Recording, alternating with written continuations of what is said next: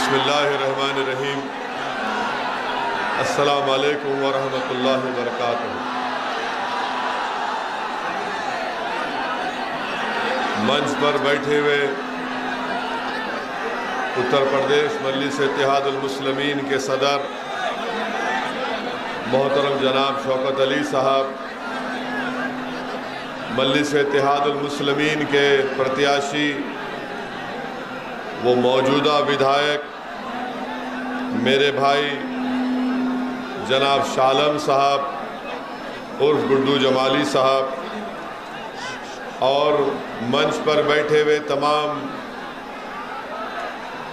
सियासी नेता, मेरे जमात के रुफ़क़ा, मोअज़्ज़िज़ हाज़रीन इकराम, मेरे गयूर नौजवान साथियों, आप तमाम का बेहद शुक्रिया कि आपने अपना कीमती वक्त निकाल कर आज के इस मीटिंग में शिरकत की। और यकीनन इतनी बड़ी तादाद में, ये जो हज़ारों की तादाद में इंसानी सरों का समंदर नज़र आ रहा है, वो इस बात का पैगाम देता है कि इंशाअल्लाह ताला 7 मार्च के दिन आप तमाम लोग एक होकर मुत्तहदा तौर पर एक शीशा पिलाई हुई दीवार की तरह आप जालिमों को शिकस्त देंगे, फ़िरक़ा परस्तों को शिकस्त देंगे, और इंशाअल्लाह यहाँ से आप गुड्डू जमाली साहब को दोबारा मुबारकपुर से अपना विधायक बनाएंगे। मेरे अजीज़ दोस्तों और बुज़ुर्गों, हमारे क़मर कमाल साहब आज़मगढ़ सदर के मजलिस के प्रत्याशी हैं, अब्दुल्ला साहब गोपालपुर से मजलिस के प्रत्याशी हैं, अब्दुर्रहमान निज़ामाबाद से मजलिस के प्रत्याशी हैं,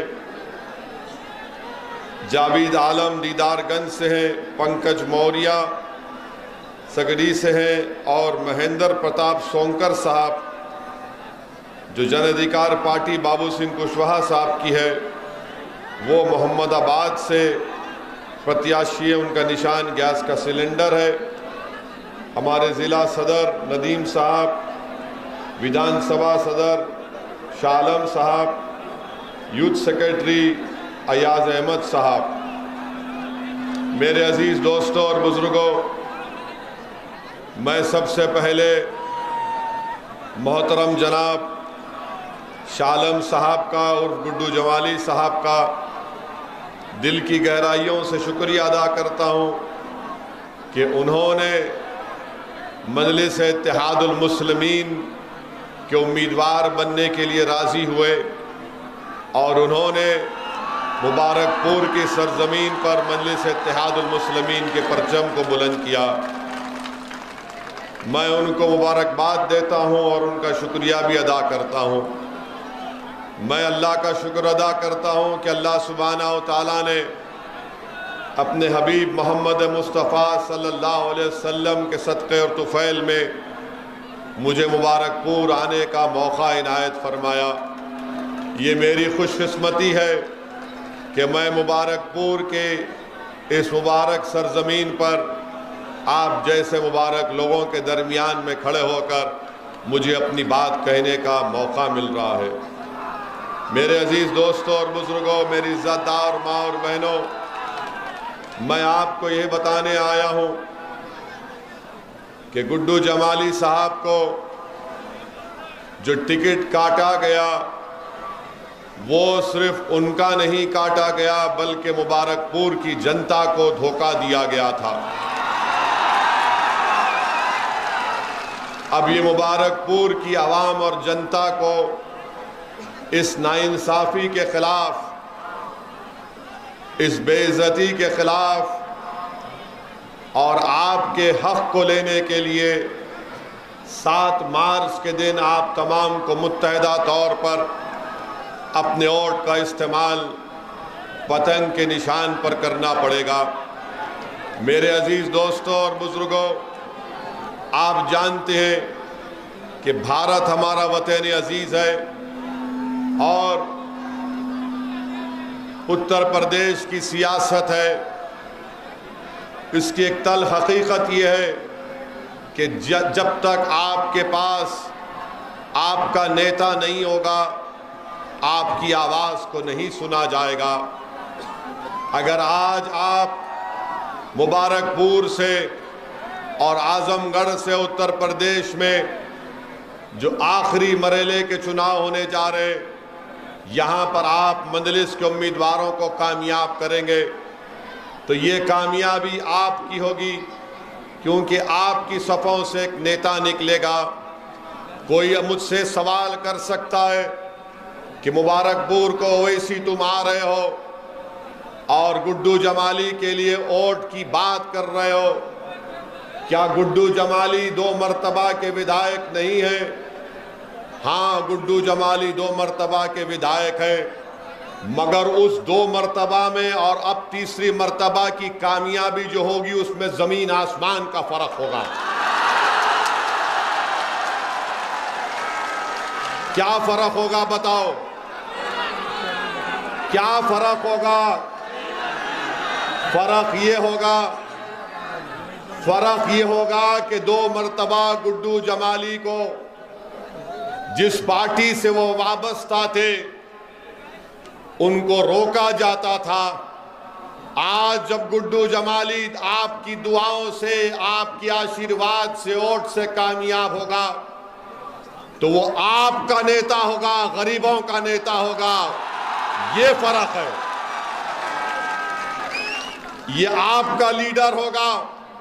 और आपके दरमियान में खड़े होकर मैं जनाब गुड्डू जमाली साहब को कह रहा हूं कि जब अल्लाह और मुबारकपुर की जनता आपको अपने दुआओं से, मोहब्बत और वोट से कामयाब करेगी तो गुड्डू जमाली साहब जब आप उत्तर प्रदेश की विधानसभा में जाएंगे तो आप उस विधानसभा में मुबारकपुर, उत्तर प्रदेश के गरीब, मजलूम, अति पिछड़ा, जिसको दबाया गया, कुचला गया, उनकी आवाज को आपको बुलंद करना पड़ेगा।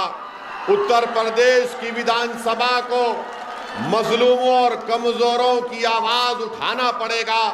और मुझे यकीन है कि इंशाअल्लाह ताला गुड्डू जमाली मुबारकपुर की आवाम को शर्मिंदा नहीं करेंगे, बल्कि आपकी आवाज को उठाएंगे।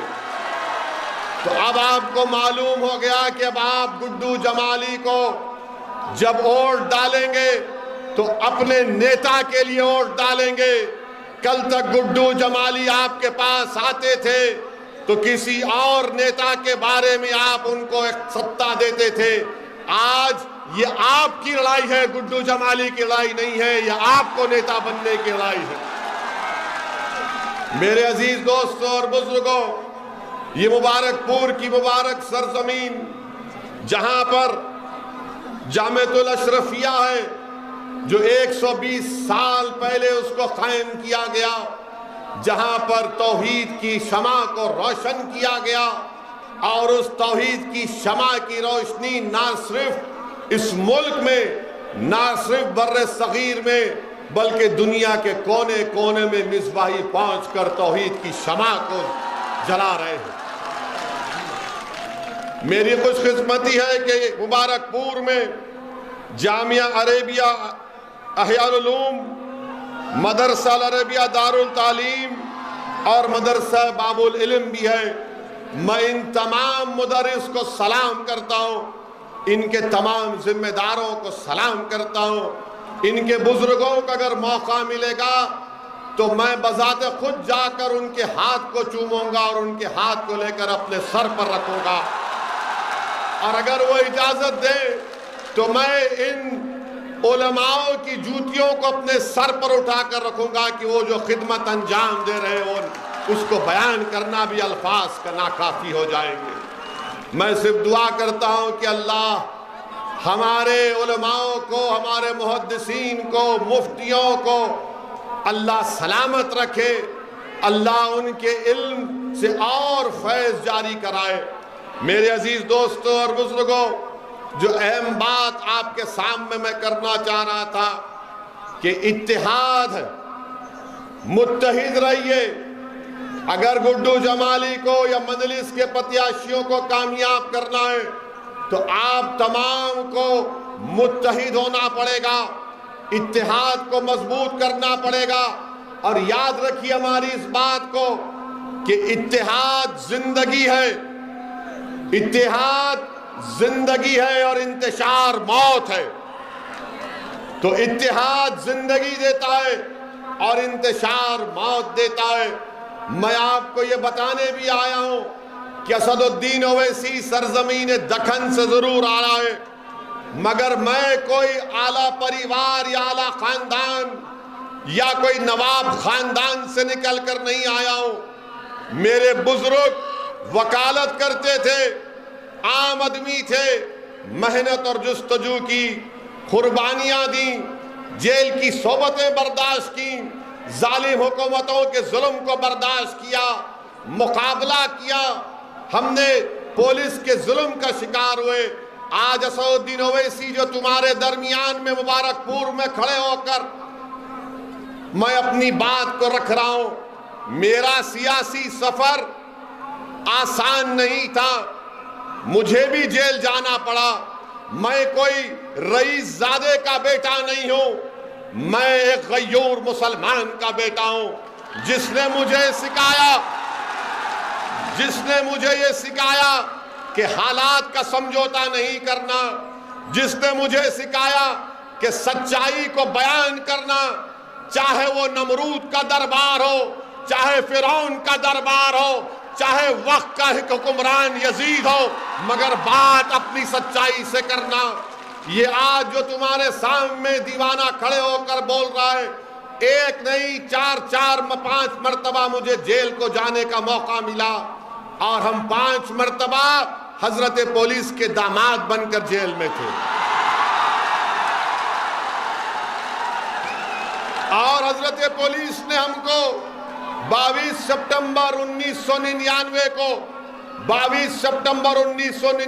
को पुलिस ने हमारी विधानसभा में हमको मारा, पीटा, रोड पर गिरा कर हमको मारा। हमारे सर पर 18 टाके लगे, हमारी पीठ और पैर खून से लहूलुहान हो गई।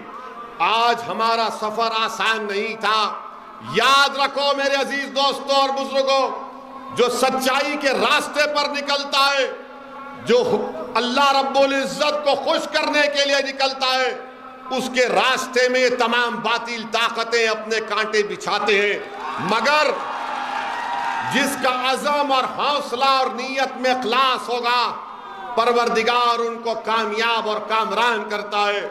मेरे अजीज दोस्तों और बुजुर्गों, चंद बुज़दिलों ने यह समझा कि ओवैसी की गाड़ी पर गोलियां चलाकर उसकी आवाज को बंद कर देंगे। मैं उन बुज़दिलों से कहना चाह रहा हूं, वो नाथूराम गोडसे की नाजायज औलाद से कहना चाह रहा हूं, मैं उन लोगों से कहना चाह रहा हूं जो असल दिमाग है, जो मैं उन लोगों से मुखातिब हूं आज, जो उन जालिमों के हाथ में तुमने बंदूक थमाई।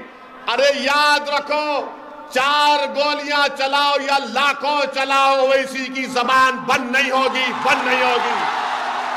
हाँ, अगर अल्लाह ने तय कर लिया कि मेरी मौत होगी, मगर मेरी जबान तुम बनोगे ना मेरी जबान। मेरी इस दुनिया से चले जाने के बाद भी आप मेरा काम करोगे। ये मेरा काम नहीं, आपका काम है।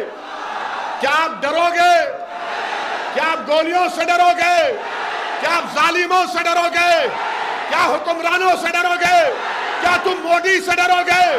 क्या तुम अखिलेश से डरोगे? किससे डरोगे बताओ फिर? किससे डरोगे? किससे डरोगे? तुम जब अल्लाह से डरते तो गुड्डू जमाली तुम्हारा क्या बना बताओ? तुम्हारा भाई, तुम्हारा बेटा, तुम्हारा चचा बना। जब तुम रब्बे करीम की मोहब्बत का दावा कर चुके तो तुमने गवाह बना दिया जमीन और आसमान को। तो 7 तारीख के दिन डरना नहीं, पुकार कर जाना पोलिंग बूथ को, हिम्मत से जाना पोलिंग बूथ को और पतंग के निशान पर बटन दबाना, यह कहकर कि मैं यहां का विधायक बनने वाला हूं। करेंगे ना आप? करेंगे ना आप? मेरे अजीज दोस्तों और बुजुर्गों,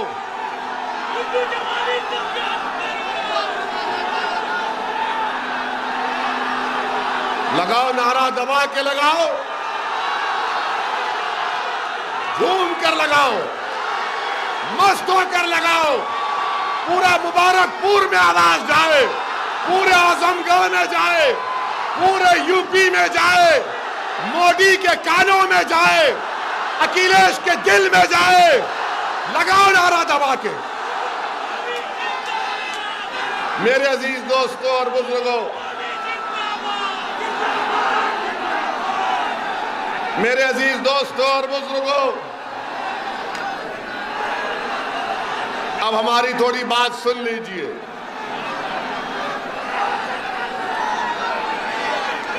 मेरे अजीज दोस्तों और बुजुर्गों, हम आपको बता रहे थे कि कोई आपसे कहेगा हमारे जाने के बाद, कोई कहेगा कि अगर गुड्डू जमाली या मजलिस के 8-10 प्रत्याशी जीत जाएंगे, विधायक बन जाएंगे तो क्या होगा? आप उनको बताना, उनको आप पैगाम देना, और जिसके दिलो दिमाग में ये बात है उन तक हमारी बात पहुंचा देना कि भारत की पार्लियामेंट में 540 की ऐवान है, जिसमें मजलिस इत्तेहादुल मुस्लिमीन के 2 सांसद हैं। कितने हैं? 2 हैं। और जब दोनों में से एक खड़े हो जाते हैं पार्लियामेंट में आपकी बात करने के लिए, आपके इंसाफ की बात करने के लिए, गरीब, मजलूम, अति पिछड़ा, दलित की बात करने के लिए, तो क्या होता है? हम जब खड़े हो जाते, जब दलित की बात करने के लिए, अंबेडकर के संविधान को बचाने की जब बात हम करते हैं, तो बीजेपी के 306 एमपी खड़े होकर ओवैसी को बोलते हैं बैठ जा, बैठ जा, बैठ जा। तो मालूम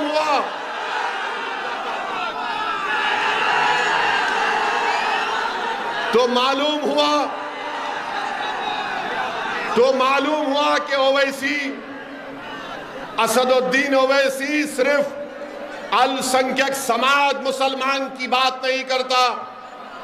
असदुद्दीन ओवैसी सिर्फ दलितों की या अति पिछड़ा आदिवासियों की बात नहीं करता।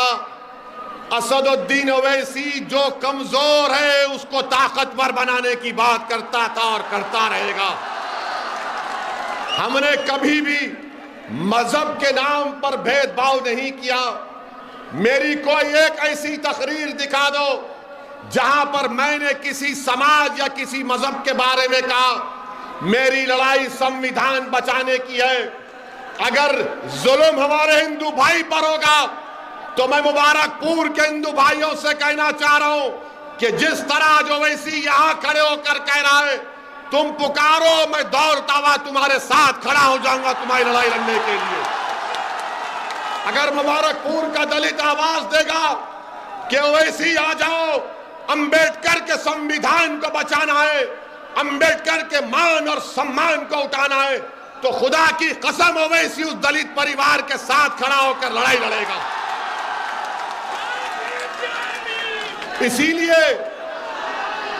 इसीलिए जब 2019 में हैदराबाद की आवाम ने हमको चौथी मर्तबा रुकने पार्लियामान एमपी बनाया, तो हम जब हल्फ लेने के लिए गए तो बीजेपी के 300 एमपी नारा लगाना शुरू कर दी। हमको देखकर हमने भारत के संविधान पर, अल्लाह के नाम पर हल्फ लिया। उसके बाद हमने नारा लगाया जय भीम। तो बीजेपी के लोगों, एमपी सन्नाटे में आ गए, जबान कतर लिए। बाद में हमसे पूछे ये तुम्हारे दिमाग में कैसा आता है? हमने कहा दिमाग में नहीं, हमारे दिल में बाबा साहब अंबेडकर है। हमारी सोच और फिक्र में किसी से नफरत नहीं है। हम कमजोरों को मजबूत बनाना चाहते हैं, हम कमजोरों को ताकतवर बनाना चाहते हैं। जिस पर जुल्म हो रहा उसके जुल्म को रोककर मजलूम को इंसाफ दिलाना चाहते हैं। यही लड़ाई मजलिस इत्तेहादुल मुस्लिमीन की है। मेरे भाई, आज का 2 मार्च का दिन मेरे लिए एक बहुत ही मुबारक दिन है कि आज मेरी जमात मजलिस इत्तेहादुल मुस्लिमीन के अहिया के 64 बरस हो चुके हैं। अल्हम्दुलिल्लाह। लोग आपसे पूछेंगे कि मजलिस ने हैदराबाद में क्या किया। हमारे पास हैदराबाद में मजलिस ने 7 विधायक हैं, कोई मंत्री नहीं है, कभी सत्ता में नहीं गए ना जाएंगे, मगर हमने जिनसे वोट लिया उनके लिए हमने मेडिकल कॉलेज को कायम किया। कब कायम किया? 40 साल हो गए मेडिकल कॉलेज बनकर, इंजीनियरिंग कॉलेज बनकर, MBA, MCA, school of nursing, pharmacy, architecture college और 2-2 बड़े अस्पताल चलाते हैं जहां पर कम से कम पैसों में गरीबों का इलाज किया जाता है। और लोग फिर बोलेंगे ओवैसी के भाई अकबरुद्दीन की भाषण के बारे में बोलते हैं। तो आपको बता रहा हूं कि अकबरुद्दीन ओवैसी ने अपनी विधानसभा में अकबरुद्दीन ओवैसी ने वहां पर एक सिम्हावानी महाकाली टेम्पल है और एक जंगममेट में राघवेंद्र मंडपम है। अकबरुद्दीन ओवैसी ने हमारे प्रदेश के मुख्यमंत्री से मिलकर इस मंदिर के हमारे हिंदू भाइयों से, सरकार से उन्होंने 4 मल्टीपर्पस फंक्शन हॉल सरकार से मंजूर करवाए। इन 2 मंदिरों के लिए 20 करोड़ सरकार ने मंजूर किए।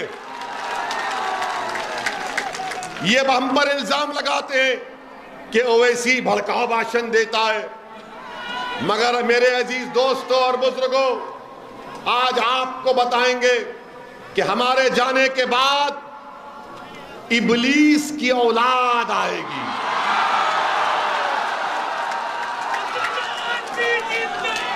अबू जहल अबू लहब की नाजायज औलाद आएगी। यजीद के मुर्दार दिल रखने वाले भी आएंगे और आकर बोलेंगे बीजेपी है, भाजपा है, उसको क्या करेंगे। तो आप क्या जवाब देंगे उन लोगों को जब वो लोग भाजपा कहेंगे? तो आप बोलेंगे भाजपा को अगर मुबारकपुर से कोई हरा सकता है तो उसका नाम क्या है बताओ। जो भाजपा को यहां से हरा सकता है उसका नाम क्या है बताओ। आवाज में और ताकत आनी चाहिए, वहां से भी आनी चाहिए, वहां से भी आनी चाहिए। उसका नाम क्या है बताओ। जो योगी और मोदी को रोक सकेगा उसका नाम बताओ। आप अखिलेश, बड़े और छोटे अखिलेश, देख लो जनता ने कह दिया कि 7 मार्च के दिन किसको वोट देंगे, किसको वोट देंगे, किसको वोट देंगे। मेरे अजीज दोस्तों और बुजुर्गों, अब सपा के लोग बोलेंगे ओवैसी तो जज्बाती भाषण देता है, आप भी दो ना अखिलेश, क्यों नहीं देते? कौन रोक रहा है आपको? और जो लोग आपको बोलेंगे जज्बात, नौजवानों को जज्बाती करता है ओवैसी, अरे याद रखो मैं उन नौजवानों के बुजुर्गों को सलाम करता हूं, उनकी मां और बहनों को सलाम करता हूं कि तुमको जज्बाती बनाया। अगर कोई दलित पर जुल्म हो रहा, किसी गैर मुस्लिम पर जुल्म हो रहा और तुम्हारे दिल में जज्बात ना आए तो वो मुर्दा है, इंसान नहीं है। याद रखो हमारी बात। मेरे अजीज दोस्तों और बुजुर्गों, समाजवादी पार्टी अखिलेश यादव, जब इनसे पूछा गया कि कर्नाटका की उस बच्ची ने जो हिजाब और निकाब पहना उस पर कुछ बोलो, तो क्या अखिलेश बोले? अखिलेश कुछ बोले? जब अखिलेश से पूछा गया मुस्लिम वोट के बारे में बोलो, तो क्या अखिलेश बोले? अखिलेश नहीं बोले। क्यों नहीं बोले? क्यों नहीं बोले? इसलिए नहीं बोले कि अखिलेश जानते हैं कि आप कैदी हैं उनके। क्या आप उनके कैदी हैं? क्या आप दरी बिछाएंगे? क्या आप दरी बिछाएंगे? क्या आप गुड्डू जमाली को कामयाब करेंगे? क्या आप अखिलेश को हराएंगे? ये बात है, ये बात हुई है। मेरे अजीज दोस्तों और बुजुर्गों, आप थक तो नहीं गए, बोर तो नहीं हुए? वैसे अब यहां हम आपको बता रहे हैं, कल शाम में बाद मगरिब बाबुल इल्म में हम फिर आएंगे भड़काऊ भाषण देने। आप आएंगे?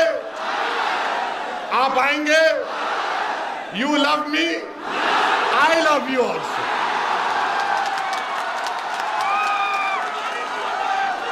इसको बोलते दो तरफा मोहब्बत, इसको बोलते दो तरफा मोहब्बत। अखिलेश को खाली एक तरफा मोहब्बत मत करो, अपना भाई है उसका साथ दो, गुड्डू जमाली को कामयाब करो। ये लड़ाई हमारी है, ये लड़ाई में आपको गुड्डू जमाली को कामयाब करना है।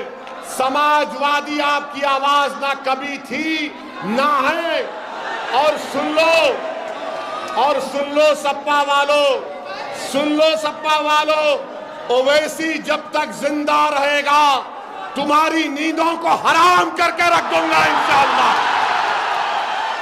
अब तुम मोदी योगी को डराकर हमारा वोट नहीं हासिल कर सकते। अब हम नेता बनाएंगे, बनाएंगे ना नेता, हम नेता बनाएंगे, मुबारकपुर को बेहतरीन बनाएंगे। और अगर कोई इब्लीस आकर बोलता है, भाजपा का नाम लेता है, डराता है, तो क्या आप डरेंगे? और जब थोड़ा डर होगा तो उस कर्नाटका की बच्ची ने क्या नारा लगाया था जब बलवाइयों ने घेर लिया था उसको? क्या नारा लगाया था उस बच्ची ने? क्या नारा लगाया था उस बच्ची ने? क्या नारा लगाया था उस बच्ची ने? तो सुन लो भाजपाइयों, हम जब तक जिंदा रहेंगे दाढ़ी और टोपी पहनेंगे। हमारी बेटियां अगर चाहेंगी तो हिजाब और निकाब करेंगी। तो लगाओ जोरदार नारा, गुड्डू जमाली, गुड्डू जमाली। 7 तारीख को पतंग के निशान पर बटन दबाएंगे, 7 तारीख को पतंग के निशान पर बटन दबाएंगे, 7 तारीख को पतंग के निशान पर बटन दबाएंगे। अपने नेता को बनाएंगे, अपने नेता को बनाएंगे, अपनी आवाज को उत्तर प्रदेश में पहुंचाएंगे। अस्सलाम वालेकुम व रहमतुल्लाहि व बरकातुहू।